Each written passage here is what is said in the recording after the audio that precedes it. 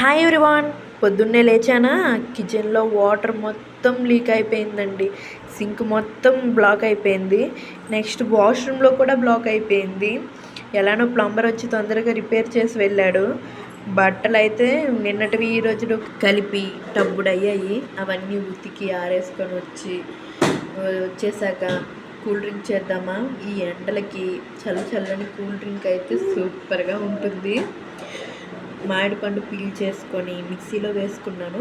కొంచెం కాచిన పాలు కూడా వేసాను. తర్వాత నేనైతే మిల్క్ మస్ట్ తీసుకున్నాను. మీరు షుగర్ అయినా యాడ్ చేసుకోవచ్చు.